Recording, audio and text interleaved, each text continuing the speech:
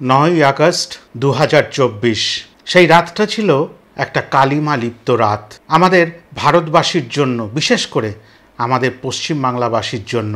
হ্যাঁ, একটি মেয়ে অকারণে পৃথিবী ছেড়ে চলে যেতে বাধ্য হলো। শুধু বাধ্য হলো না, তার আগে তার উপরে নৃশংস অত্যাচার চলল। কারণ অজানা। অনেকে অনেক কথা বলছেন, অনেক ব্যাখ্যা।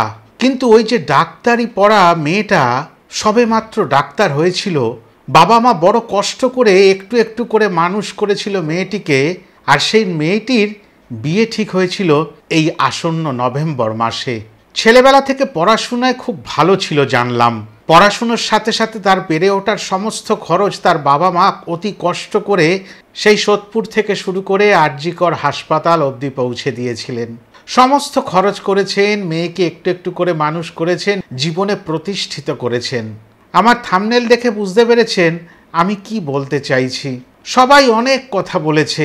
আমি একদিন শুধু একজন কন্যা সন্তানের পিতা হিসাবে একটাই কথা ভেবেছি, সেই বাবা মার কি পরিস্থিতি হচ্ছে যাদের কন্যা সন্তান হারিয়ে গেছে, আর কোনোদিন ফিরে আসবে না। চাইলেও কোনো প্রকারে কোনো অর্থমূল্যের বিনিময়ে একবার মা একবার বাবা ডাক শোনা যাবে না। সেই মানুষ দুটোর কথা শুধু বারে বারে মনে পড়ছে। যে চলে যায় তো সে চলে যায়, সে যেভাবেই যাক, কিন্তু যারা পড়ে রয় তাদের বেদনা কোনোভাবে কোনো মানদণ্ড দিয়ে মাপা যায় না। আর এই জায়গাটা থেকেই আমার ভিডিওটা করার প্রয়োজন হলো। 9ই আগস্ট টানা প্রায় 36 ঘন্টা ডিউটি করার পরে একটু বিশ্রামের জন্য রাত্রিবেলা হাসপাতালের একটা নিরিবিলি কোণ খুঁজে নিয়েছিল।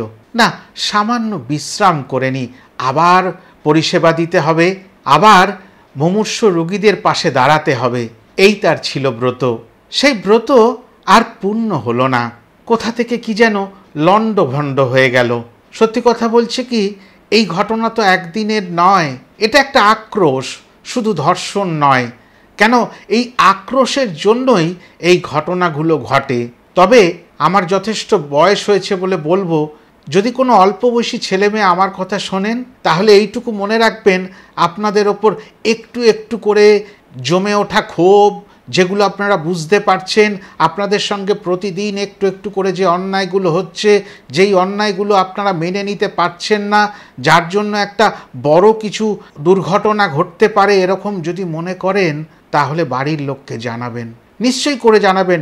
ভয় পাবেন না যে বাবা মা কি মনে করবে, আমার বড় ভাই বা দিদি কি মনে করবে, তাদের বিব্রত করব না। না না না, এটা করবেন না।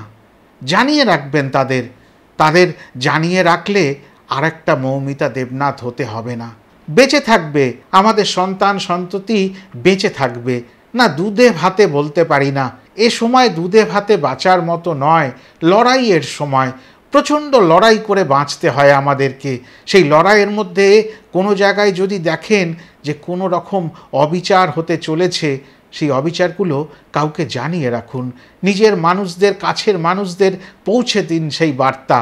তবে সেইগুলো প্রমাণ হিসাবে থেকে যেতে পারে, হয়তো জীবনটা বাঁচলেও বাঁচতে পারে। এই কথাটা কেন বললাম, এটা প্রতিটি ছেলে মেয়ের ক্ষেত্রে যারা কর্মজগতে প্রথম প্রবেশ করছে, যারা নীতি নিয়ে, আদর্শ নিয়ে চলা শিখেছে তাদের বাবা মার কাছ থেকে, শিক্ষক শিক্ষিকাদের কাছ থেকে, তারা কিন্তু বাধাপ্রাপ্ত হবেই। কেননা নীতি আদর্শের বুলি আউড়ে যারা অনিয়ম করে দেয়, যারা সমাজটাকে কলুষিত করতে চায়, তাদের বিচার করতে গেলে কিছু প্রমাণ চাই। ওই প্রমাণগুলো লোপাট হবে না, ওই প্রমাণগুলো বাবা মার কাছে তোলা থাকবে। হোয়াটসঅ্যাপ মেসেজ করবেন, যে কোনোভাবে বার্তা দিয়ে রাখবেন, যেটা রেকর্ডেড থাকবে। এই কথাটা একটু বলার দরকার ছিল। এই বিশাল ঘটনাটা যেটা 9ই আগস্ট ঘটল, সেটা কিন্তু একটি ঘটনা না।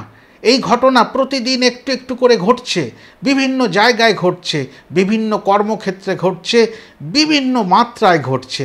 সেই ঘটনাগুলো আমরা জানতে পারছি না, যেটা বড় আকারে প্রকাশ পাচ্ছে আমাদের কাছে, সেই ঘটনাটা নিয়ে আমাদের মাথা ব্যথা হচ্ছে, আমরা ভয় পাচ্ছি।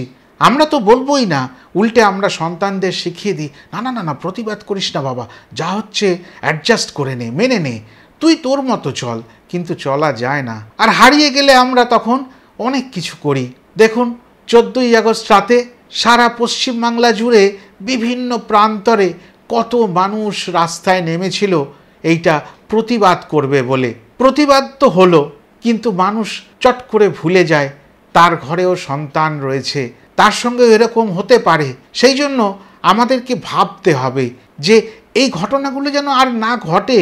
তারপরে একটা সিনেমা আসবে, সেটা ওটিটি প্ল্যাটফর্মে আমরা দেখব যে এরকম ঘটনা ঘটেছিল, ও বাবা এরকম হয়েছিল, সেটা যেন না হয়। ঘটনাগুলো ঘটতেই দেব না আমরা। সেরকম একটা সমাজ আমাদের নিজেদের মতো করে তৈরি করে নিতে হবে। আমরা যে সন্তানকে কাজে পাঠাচ্ছি, স্কুলে পাঠাচ্ছি, কলেজে পাঠাচ্ছি, কোথায় কীরকম কী পরিস্থিতি হচ্ছে একটু নজরে রাখতে হবে। না, সেখানে গিয়ে বসে থাকা সম্ভব না, তাড়িয়ে বেড়ানো সম্ভব না, কিন্তু নজরে রাখা কোনো না কোনোভাবে দূর থেকে হলেও সম্ভব হতে পারে। আজকে যে বাবা মার মৌমিতা হারিয়ে গেছে, তার কাছে কি কোনো জবাব আছে? যেটা বলছিলাম, আর কি কোনো দিন ফিরে আসবে কোনো অর্থের বিনিময়েও? কেননা অর্থটাই আমরা বড় করে দেখি। সন্তানকে মানুষ করি, আমরা অনেক কিছু ভাবি, কিন্তু ভুলে যাই সন্তানের কোথায় কষ্ট হতে পারে একবার যদি একটু তাকিয়ে দেখে নিতে পারতাম। হয়তো সে জানিয়েও ছিল, জানো মা, আমার সঙ্গে যেন এরকম হচ্ছে, এই অন্যায়গুলো হচ্ছে, আমি প্রতিবাদ করছি, কিন্তু সেইটা আমরা গুরুত্ব হয়তো দিইনি। এরকমও হতে পারে, এরকমও হয়। 14ই আগস্ট রাতে সারা রাত মানুষের ঢল রাস্তায়, কত স্লোগান, কত প্ল্যাকার্ড, কত হাতে মোমবাতি। কথা দিতে কি পারবো আর একটা মৌমিতা দেবনাথকে আমাদের ছেড়ে চলে যেতে হবে না? যার নভেম্বর মাসে বিয়ে ছিল। বাবা মার অনেক বড় স্বপ্ন থাকে, তাদের পড়াশুনো, তাদের কর্মজীবন, তাদের বিবাহ, তাদের বিবাহোত্তর জীবন সমস্তটা যেন সুন্দর করে সাজিয়ে দিতে পারি আমরা। সেরকমই হয়তো বেনারসি শাড়িটা, গলার শৌখিন হারটা, কানের দুলটা, হাতের বালাটা সবটা হয়তো কেনা হয়ে গেছিল। কে পরবে আজকে? কাকে সাজাবো? এই প্রশ্নগুলো আমার ভেতরে খুব কুড়ে খাচ্ছিল। না, শঙ্খ ফোয়ানো না, চোখের জল ফেলা না, রাস্তায় বেরিয়ে ব্যাটারি অপারেটেড মোমবাতি নিয়ে নিজেদের মধ্যে হাসি ঠাট্টা নয়। দেখুন কতটা বেদনা হতে পারে একটা যদি সত্যিকারের মোমবাতি, যাকে বলে মোমের তৈরি, সেটা হাতে করে নিয়ে বেরোই, তাহলে সেই মোমটা গলে আমাদের হাতের ওপরে পড়লে আমাদের বেদনা হবে।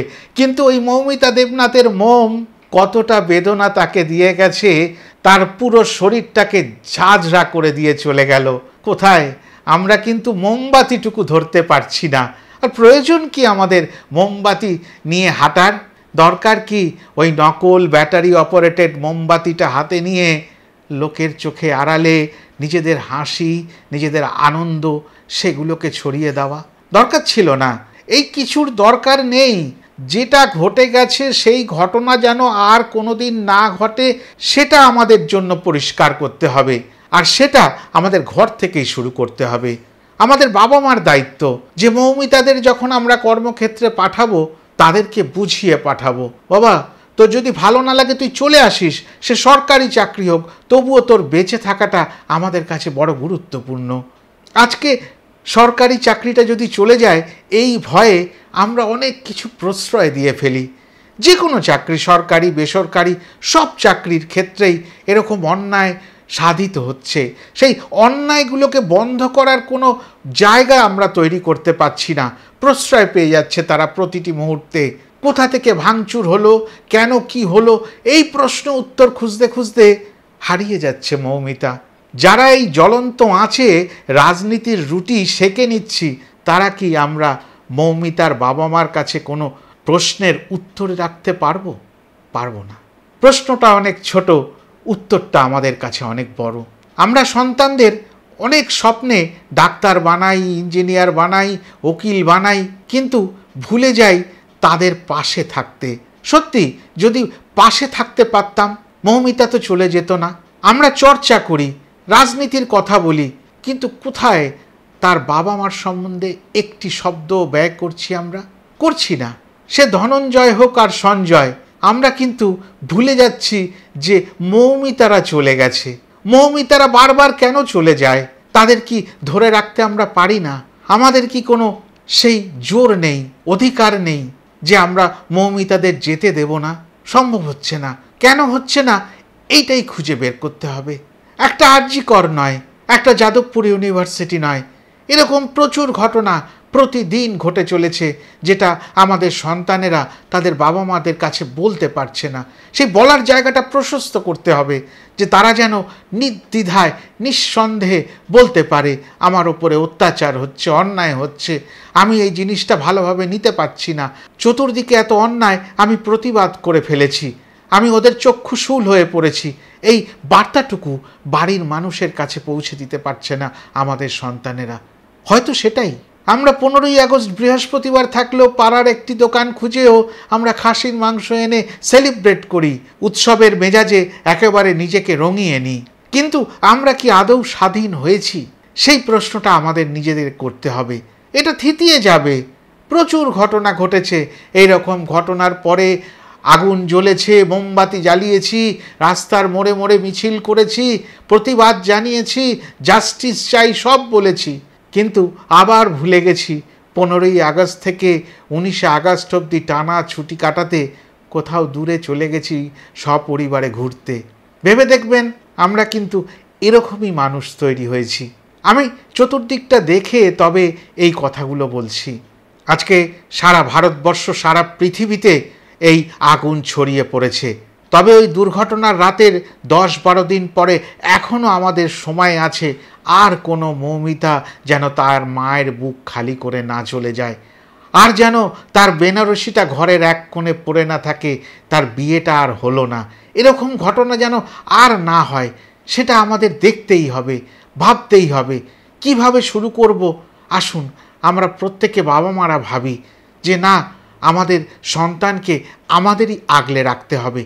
যাবে তারা কর্মজগতে, শিক্ষা জগতে, উচ্চশিক্ষার জন্য বিদেশে যাবে, অন্য রাজ্যে যাবে, কিন্তু তাদের যেন কোনো সময় আমরা একলা না করে দিই। আমাদের থেকে অনেক দূরে থেকেও আমাদের নজরে থাকে। যারা এক একটা রাজনৈতিক দলের প্রতিনিধি হিসাবে সেই সোদপুরে বাবা মার দুয়ারে পৌঁছে যাচ্ছে, যার সন্তানটি আজ পৃথিবীতে নেই, তারা কি জবাব নিয়ে যাচ্ছে? আছে তাদের কাছে কোনো জবাব? আমরা যারা প্রতিবাদ করছি, আছে আমাদের কাছে জবাব? ওই বাবা মাকে সেই জবাব দেবার মতন জায়গায় আমরা কেউ নেই। প্রতিবাদ করে যেতে হবে।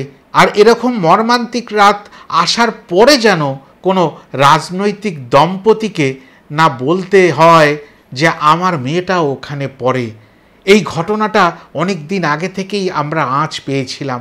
যদি আপনারা আঁচ পেয়েছিলেন, তাহলে কেন আগে থেকে এর প্রতিবাদ করা সম্ভব হয়নি? তাহলে তো মৌমিতাকে যেতে হতো না। একবার অন্তরকে নিজে নিজে প্রশ্ন করে দেখুন তো, যে এটা কতটা সঠিক? আমরা কি আদৌ সঠিক পথে যাচ্ছি? এই প্রশ্ন রেখে আপনাদের কাছে এই ভিডিওটা তুলে ধরলাম। যাদের ভালো লাগবে একটু কমেন্ট করে জানাবেন। ভুল করে মৌমিতাদের আমরা যেতে দেব না, এই প্রতিজ্ঞা করি। সবাই ভালো থাকবেন।